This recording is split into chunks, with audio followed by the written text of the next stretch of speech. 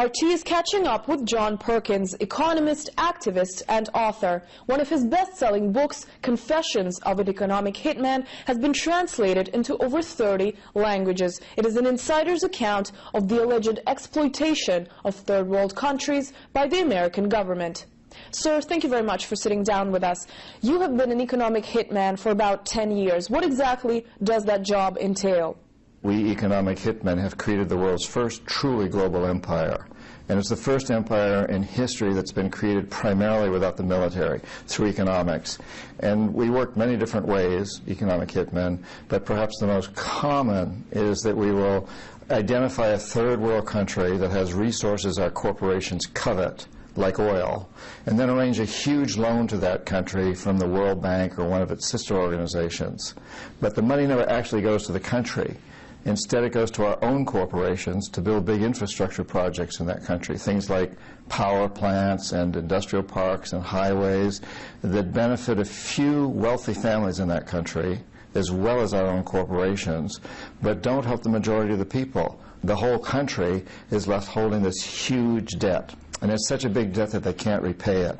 So at some point, we economic hitmen go back to them and say, you can't pay your debts, so give us a pound of flesh, sell your oil real cheap to our oil companies, or vote with us on the next critical United Nations vote, or send troops in support of ours to someplace in the world like Iraq.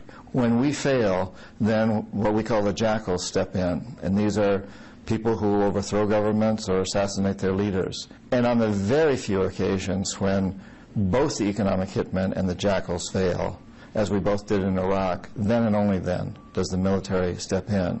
And it's pretty secret, because most people in the United States don't realize that they're reaping the benefits from this empire. They don't realize about the exploitation of resources and environments and people and sweatshops and so on all over the world that are the result of this.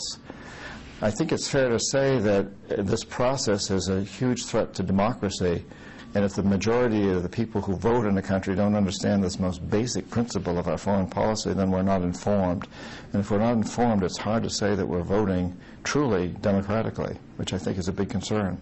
And this isn't considered illegal under international law because it's kept secret, or how does it work? Well, the process isn't illegal at all. The process of identifying countries that have resources you covet and then giving them huge loans.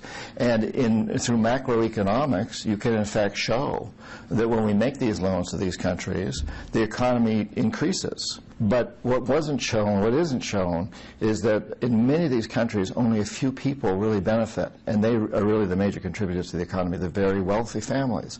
And the majority of the people end up being worse off. You said United States hitmen failed in Iraq. What happened exactly? In order to really understand Iraq, we have to look at Saudi Arabia first, because in the early 70s, Saudi Arabia stopped selling oil, OPEC stopped selling oil to the United States, and the U.S. Treasury Department came to me and some other economic hitmen and said, you can't let OPEC hold us up for ransom anymore. Do something. So we knew we had to work out a deal with the House of Saud, the royal family of Saudi Arabia. And eventually we worked out this deal whereby the Saudis agreed to return most of the money they made selling oil to the world to the United States and buy U.S. government securities. The interest from those government securities was basically turned over to our Treasury Department and used to hire American companies to westernize Saudi Arabia, to build desalination plants, petrochemical complexes, cities. And also Saudi agreed not to sell oil for anything other than dollars, which made the dollar very strong at that point.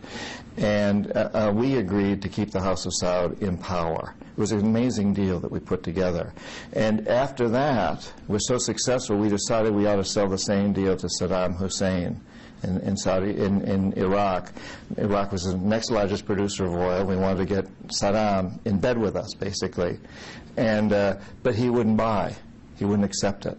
If he had, he'd still be running his country, I'm convinced. He wouldn't buy, so we sent the jackals in to assassinate him. They couldn't. He had very good security. He had look-alike doubles, so his own security officers never knew whether they were actually guarding him or somebody else. That makes it very difficult to take someone out. He was very savvy. He knew our system pretty well. We'd at one time hired him, in fact, to be an assassin of a former president, a premier of Iraq. So we sent the military in 1991, destroyed his army, And at that time, of course, we could have taken Saddam Hussein out, but we decided not to. He was the kind of strong man we like, someone who could keep the Iranians in their borders, keep control of the Kurds, and keep pumping oil to us. And we figured that by destroying his military, we chastised him sufficiently that now he'd come around. So in the 90s, the economic hitmen went back in and tried to bring him around. Couldn't do it again. He was obstinate. And again, the jackals couldn't take him out, so we formulated the second invasion and sent the troops in again, and this time, of course, we took him out. Your book, Confessions of an Economic Hitman, caused a lot of controversy. What was the reaction of the U.S. government? The American government, I think, and a lot of the American press wanted to ignore Confessions of an Economic Hitman. The book was on the New York Times bestseller list for about a year and a half, and the New York Times never reviewed it. The State Department issued a website called Misinformation or something, and my book was the only book listed on that website that for a long period of time where people were told this book is wrong, and to me it was farcical. You have claimed that the United States government has been wanting to create a global empire. Do you think that is still the case? The United States, certainly under the Bush administration, was very much involved in empire expansion. What we were doing in Iraq was totally into that. However, it got itself into a lot of trouble.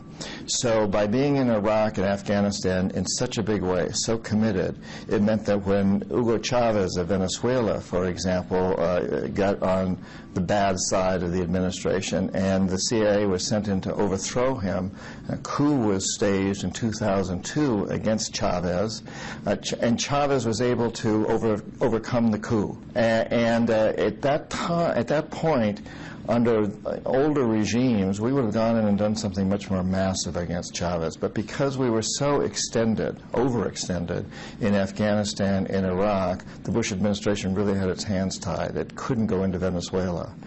In the process of trying to expand this empire, and I think in the process of moving away from the economic hitman approach into going back to the more militarized approach, as the Bush administration did in Iraq and Afghanistan, has created a huge problem for the United States. So it can no longer continue in this mode. Where do you think the United States is heading in terms of its ties with other nations? Nations aren't very important anymore as power brokers, big corporations. They really are calling the shots. In whatever country you're in today, corporations have tremendous power. We have a new president now, Obama, and one of the things that he ran under was that he didn't accept money from big institutions, but in fact he did. He accepted a lot of hedge fund money, a lot of money that came through corporations in one way or another. And even if we had a president that wouldn't be influenced by corporations, he's got to deal with a Congress that's terribly influenced by corporations, Senate and House of Representatives both, and all the local governments. Corporations are the powers today. And so when we talk about modern geopolitics, we've really got to look at the corporations. So in your opinion, is it the corporations that are responsible for the economic crisis that the United States is struggling through right now? I think it's fair to say that the corporations are responsible for the economic crisis that the United States and the rest of the world is getting deeply involved in. The government of the United States has to take a lot of responsibility. In fact, if you look at the top of the corporate world and the government world, you've usually got the same people. In the United States, at least, they move back and forth through what we call the revolving door policies. Do you think a solution could be found to this global economic crisis? Because many analysts are predicting that basically a light at the end of the tunnel is nowhere in sight. What are your predictions? I believe there is a light at the end of the tunnel to this economic crisis. I think it's, frankly, a good thing that we're going through it. But, you know, we've been living in a very unbalanced world. Less than 5% of the world's population lives in the United States, and we consume more than 25% of the world's resources. At the same time, roughly half the world's population lives beneath the poverty level. That's not a world that can be called a success. We have to change. One of your books is called Secret History of the American Empire. Nowadays, does the United States still exist as an empire? Should it be considered as an empire? An American empire, if we look at it that way, is an American-based empire which now has become really a global empire that's really run by the corporatocracy, which is the heads of big corporations. And it just so happens that the majority of them have their headquarters in the United States. What about people who are less optimistic and who say that basically the United States might be headed towards the exit, just may basically collapse because of so many problems that it's faced with right now? You know, it's entirely possible that the economy will collapse, that the United States will collapse, that the world economy will collapse, and out of that will grow something else. It'll have to, you know, out of the ruins, something new will take seed. I want to believe that we can not collapse, but change, and the whole world can change, and the whole world economy, and I think we have a really good shot at doing that, and we do something about it. The other possibility is we don't read the signs, and we just go into decline, and then we'll have terrible turmoil and chaos, and it'll be a tremendous